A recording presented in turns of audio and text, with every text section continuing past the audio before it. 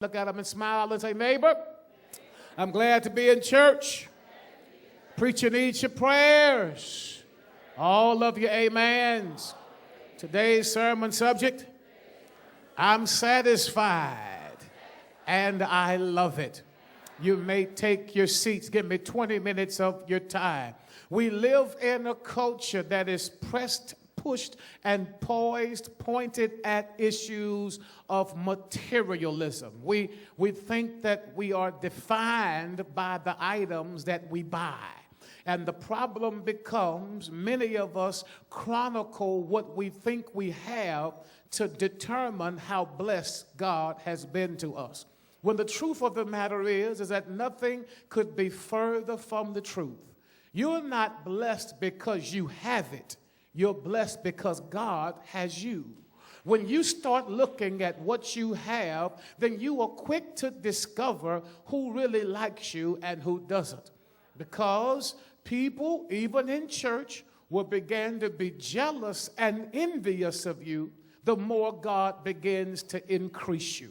And so I want you to leave this service today knowing one thing and one thing only. It is possible, plausible, and spiritually apt for you to be able to be satisfied and content with God alone.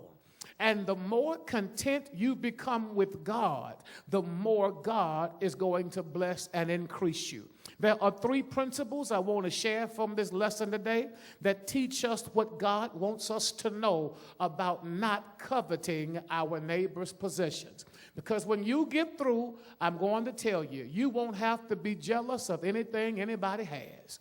Just because you don't have it, Shantae, don't mean God ain't going to give it to you.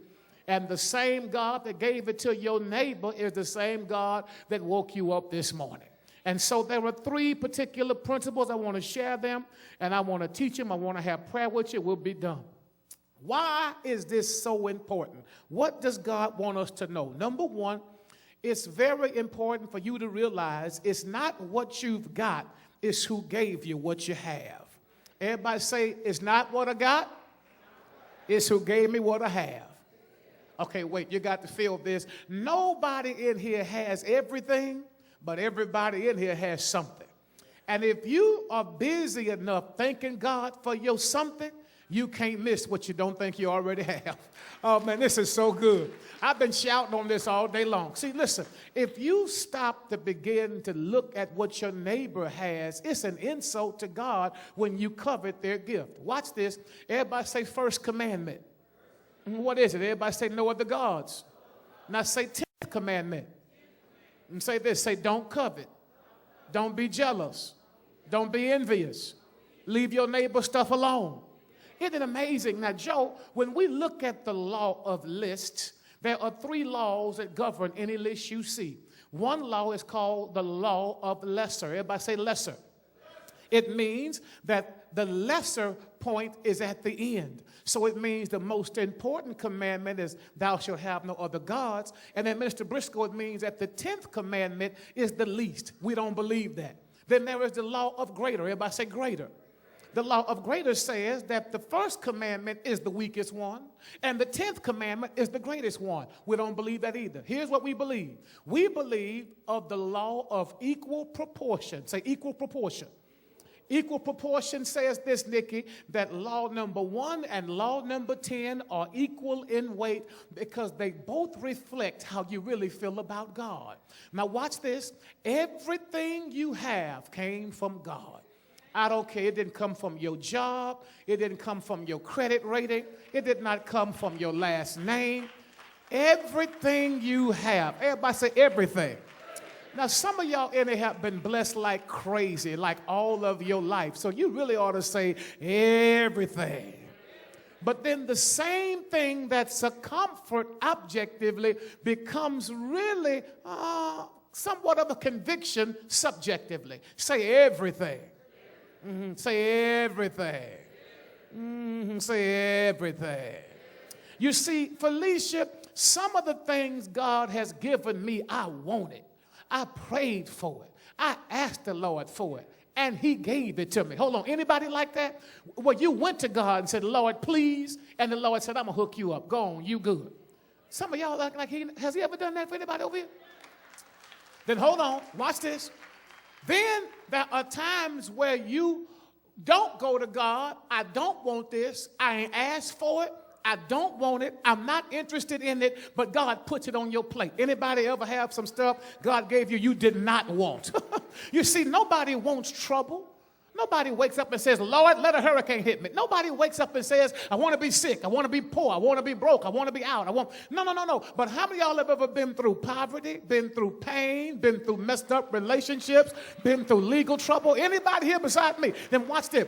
The same God let that happen. And watch this. Those moments shape you for the blessings that are yet to come. That's why you don't want to covet anybody's gift. Because while you're looking at what they got, you don't know what they had to go through to get there. And if you could see what they had to go through to get there, you wouldn't even want what they got. I know I'm preaching good. Watch this. How many of y'all know you're blessed? Raise your hand. I'm talking about like crazy blessed. Look at your neighbor and say, neighbor, you don't want my stuff. You do not want it. Because if I tell you I've been lied on, talked about, mistreated, I had a check bounced, I thought I was going to go to jail, they was tripping on me, they talked about me at work, I've been through all kind of drama. The devil been after me. I thought I was going to lose my mind. I got some habits I need to get rid of and some people that's been in my face that didn't mean me no good. But after all of that, I'm still here and I'm stronger than I've ever been, better, brighter, and still believing. And I tell you, what you're looking at is what I got, but what you don't see is what I've been through to get where I am. Anybody know I'm right? So when you get through, you do not want to covet anyone's gift, a blessing, because you don't know the heartache they've been through. Have a member of this church who had to bury 2 of their children. And while folk look at them and they drive nice, they dress nice, they look good, but I want to tell folk all the time, you're looking at what they have. Stop looking at what they have and look at what they've been through to get where they are. If all of your children are there, shut up and go on. Because it's not always easy. Everybody say it's not always easy. It's not what you got. Everybody say it's who gave me what I have. Anybody thankful for what you got today? Anybody just thankful? Oh my God, Pastor Adolph, I'm thankful for what I have. Watch this. Watch the second thing. It's not what you have, it's how you feel about what you've been given. Your feelings about what God gives you matters. And when you complain to God, it is like filing a malpractice lawsuit on the divine himself. It's like you going into God's glory and saying, hey, you ain't do me right. My stomach is not flat. Help me, Jesus. My hair ain't long. People covet every kind of stuff. My skin ain't this and that. But when you are busy enough and believe enough to tell God, thank you for every little thing you've already had, you don't have time to covet anything anybody else has. Watch this. Everybody say, just be thankful about it. Can I show y'all something that's really deep? As I studied this, I discovered, Joe Johnson, that there are 2 streets for everybody to live on. You can covet, everybody say covet, or you can be content, say content. The word is covet, say covet. It means to yearn. Can I just teach you for just 30 seconds? It means to desire. And hold up, Tanya, there is nothing wrong about desire. In fact, desires can often define you. Like, for instance, I desire water, so I drink it. I desire food, so I eat it. I desire money, so I work. Does that make sense? I desire people or friends or have relationships. But the problem comes in, watch this, when you start desiring stuff that belongs to other people. And God says, hold up, if I would have wanted you to have that, I would have given you that. I didn't give you that, and I want you to be thankful I didn't give you that, because with that comes the burden attached. I think I'm preaching pretty good. So watch this. Don't miss this now. The word is covet. Everybody say covet. And say content. 2 streets. Everybody say 2 streets. 2 types of people. Covet. Say covet. Say content. If you want to make an old friend a new enemy, watch God bless you in the face of some people. The people will covet even in church, even church folk. Church. Listen, don't you put your stuff on Facebook. Look at what God did. You just got 10 new enemies. Some folk gonna be pressing dislike. Why? Because while you're bragging about what God is doing, everybody ain't happy to see you have it. Oh, I felt like we ought to do a pew check. Hold on, do a pew check. Don't be scared. Say, listen, how safe am I around you? Ask your neighbor. Say, can God bless me near you? Am I safe being blessed? Hold on, y'all looking at me. Look at your neighbor right quick. Just ask them, how safe am I being next to you? Can God bless me in your presence? Are you cool with my increase? Are you all right with God healing me? Are you all right with God? Hold on, He's going to do it whether you like it or not. I just need to figure out where I need to sit next Sunday because I don't want to be by you. Everybody say covet. I'm about to shout myself. Then now everybody say content. Now contentment is really deep because content, grammatically speaking, can be a noun, an adjective, or a verb. Hold up, let me fill you in. See, as a noun font note, content means what's in a thing. Like the table of content, Shante, tells me what's in a book. Or watch this, or the contents of a can listed in the ingredients tells me what's in the can. But watch this, that's as a noun. As an adjective, it tells me how I feel about the contents. So, as an adjective, I can describe how I feel. But watch this, as a verb, it tells me why it makes me happy. And so when you look at it, the way you get to contentment is to be content with your content. Ooh, this is so good. You see, the problem with many of us is we look at our content and become filled with discontent because we don't think we have what we really deserve. And God is saying to you, you already got more than you really deserve. I've been better than you've been to me. So you got to learn how to be. Watch this. This is good. Content with your content. Let me show you what you mean. Wait, watch this. You got to stop being jealous of what other folk have on. Who cares whether your pumps are red bottoms? You can buy them from any store you want to. It's not what's on your feet, it's where your feet are headed.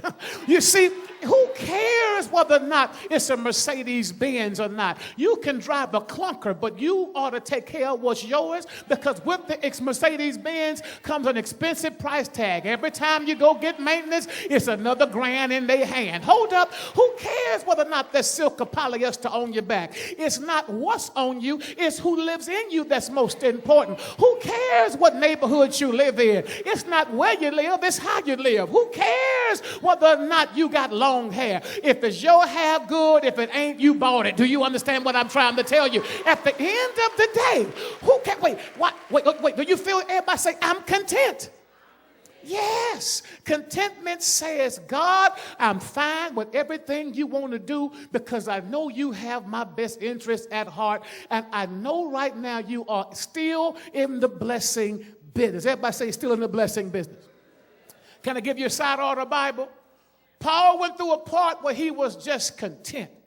Paul said, I've been rich and I've been flat broke. He says, I've had more than what I need. And I know what it's like not to have enough all the time. Okay, let me retranslate that for my 1145 group. I know what it's like to put $2 worth of gas in the tank. And I know what it's like to say, fill it up, and I hope it lasts for a month. Do you understand what I'm saying? Woo! Preach, Revenator. In whatever state I'm in, I've learned to everybody say, be what? Content. Can I tell you a secret? With contentment comes entrustment. That's why you got to be careful because when God gives you a lot, he wants you to respond like he's giving you a lot. That's why I tell people all the time, for you silent worshipers who come to church, sit kind of poised, all chilled out, but you know God's been blessing you all of your doggone life. You have a spiritual obligation to be the worship warrior every time you come to church because you know like nobody else knows God God has blessed you like crazy all of your days. You don't need a choir to make you clap. You don't need a preacher to make you put your hands together. When you look over your life, you can see I have a moral obligation to lift up my hands, open up my mouth, and be the first person to say, Lord, I thank you for being so good to me. Can I just ask anybody in here like that, where you know God has been good to you, where you can say without question, I owe God a worship. In fact, I owe God a hallelujah. I owe God a praise. Why? Because when I look over my life, I can clearly see his favor has been on my life all of my days. Contentment is an entrustment. And let me put this one more piece of meat in the gumbo pot before Pastor Moore comes to pray. Let me say this. If you do not handle what God has given you well, the same God, oh, this is so good. The same God that gave it to you will take it from you. That's why you got to be careful how you handle people who don't have everything you got. Because the same people you stepped on going up, you may have to pass them coming back down. Be careful how you treat them, because the same God is the giver and maker of every good thing. Okay, I'm through. Watch this last thing. I'm done. It's not what you have. It's how you feel about the God that gave it to you. Anybody love God here beside me? Tell your neighbor, say, neighbor, I love God. Hold on, secondly, it's not just what you got, but it's how you feel about what you're giving you. Your content, what's on your list, ought to bring you contentment. Just look around your house. Walk in your closet every now and then. Clothes in there you can't wear. Talking about I'm going to lose 25 more pounds. You can just say, amen, holler, ouch, man, I'm done. Shoes, you can't wear but one shoe at a time. Some of y'all just buy shoes for therapy, And here's the problem. Your feet look good, but your heart is empty. I know I'm preaching good. When you get through, contentment says, God, I thank you for what you've given me. And if you don't give me anything else, I'm good. But then watch this last thing. It's not what you don't have. It's what he's going to give that's still yet to come. Look at your neighbor and say, neighbor, I ain't got to be jealous of you. Okay, let me tell you why. Because the same God that blessed them ain't through blessing you yet. Y'all on the slow bus. Let me say it one more time. This is why you want to hang out with blessed people. Because if he blessed your neighbor, he's still in your neighborhood. If he blessed the person next to you, you ought to stop tripping and just say, hold up, let me shout with you. Because God is nearby. Watch this. Everybody say covet. It means to yearn. He says, don't covet anything your neighbor has. Why? Because while you're looking at what they've got, I ain't through blessing you just yet. Now, the shout of the day to me is this. God's already blessed all of us. He's already been good to all of us. In fact, if there's anybody here that God hadn't been good to, you can keep your seat and close your mouth. But everybody else who can say, Pastor, I ain't going to even lie. He blesses me when I'm not blessable. He helps me when I ain't even helpable. He does stuff for me I don't even just, Pastor Adolph, you have no idea. But watch this, you all. That's just the brink up, that's just the tip of the iceberg. You ain't seen the best days of your life yet. That's why you don't need to be envious about what God is doing in your neighbor's life. In fact, just for the sake of making the devil mad and heaven happy, grab your neighbor by the hand and say, neighbor, your best days are still yet to come. And so rather than be jealous of me, you ought to be thankful to the God who keeps on making a way, who keeps on making a way, who keeps on doing it every single day. Give the Lord a hand clap, y'all.